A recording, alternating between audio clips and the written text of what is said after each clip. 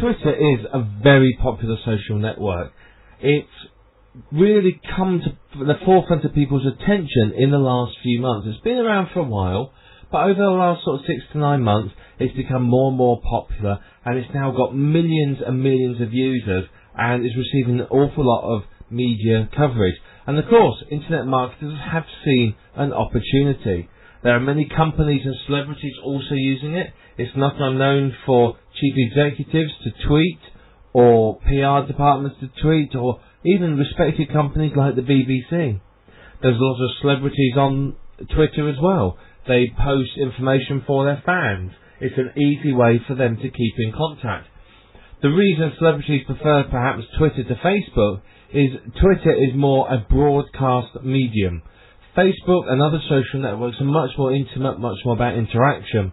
Twitter isn't so much about that interaction. It's about you post something, your followers read it.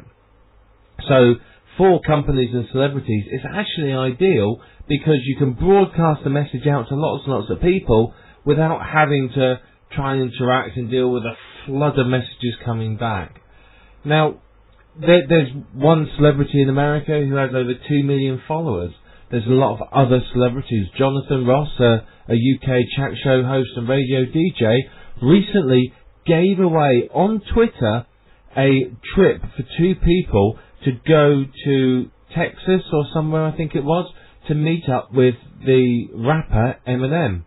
Now, he had been given this as a free junket by one of the PR companies who was going over to interview him, but because of his arrangements, he couldn't make it. So what he decided to do was to run a quick, 1-hour competition on Twitter. Somebody said the right answer. That guy got to go over, all expenses paid, and went to interview Eminem for the day. I mean, how fantastic is that? There's more and more use like this of Twitter. It's becoming massively popular. The aim of the game with Twitter is you build up followers. You follow people who you are interested in knowing more about. People who want to know more about you and what you're doing follow you. You have 140 characters and 140 characters only to communicate with them. What you do is you type in a tweet, which is a message, of up to 140 characters, and people will read it and respond in some way. It can be a bit of a challenge fitting something into 140 characters. So a post is called a tweet, so when you hear people talking about their tweeting, that means they're posting to Twitter. It doesn't mean they're sitting in a tree chirping. They're posting to Twitter. Now, you follow people who you are interested in, and people also follow you. Quite often what happens is if you follow someone, they will then follow you back so that they can see what you are up to. So usually it's very mutual in that way. Your tweets are how you communicate with your followers. You use them to establish yourself as an expert, to tell them what's going on, to tell them about new product launches, and so on.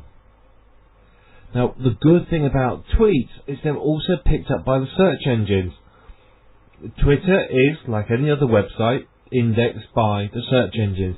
So search engines will come along, they'll go through your tweets, and they'll pick up all the web links and go off and look at what's on the other end. It's a good way of giving your website a bit of a leg up the search engines. It's a good way of getting them indexed fairly quickly as well. So that's just additional benefits, let alone people seeing your website links there. So it's great for getting the site indexed. One word of advice before you set yourself up on Twitter and get too excited. Separate out your business and your personal accounts. It's absolutely important with any social network you do this. If you're trying to be professional, then some of the things you may want to post to your personal account, you can't post. Because if a joint venture partner comes along and sees some of the things you may well have posted to your personal account, they'll be horrified. I know I've seen on Facebook, one of my friends, and I'll use that in inverted quotes, one of the people that's added to my business Facebook account, an internet marketer, put some, shall we say, very explicit and very peculiar posts on her status. And not being funny, I'm there to do business, and seeing that, it makes you think, well, hang on, I don't want to do business with you. So, if that person then approached me and said, hey, look, I've got a great joint venture proposal to you, I'd back away slowly. So if you separate them out, then that means you can post whatever you want in your personal account without worrying about it impacting your business. So you've got to do that. And secondly, for example, on my Twitter and Facebook accounts, I've got thousands of friends, thousands of followers.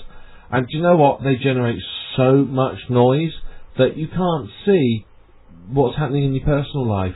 Your actual real friends disappear into obscurity because there's so many other posts coming through. So you separate them out, you can keep in contact with your friends very easily. You can keep in contact with your business contacts very easily. And you can also develop the business persona that you want without your friends sitting there going, who's he trying to pretend he's being? And posting things that perhaps would put off potential business partners. The aim of the game, like any social network, is to build up lots and lots of followers. You want lots of people that are following you, interested in whatever you're tweeting.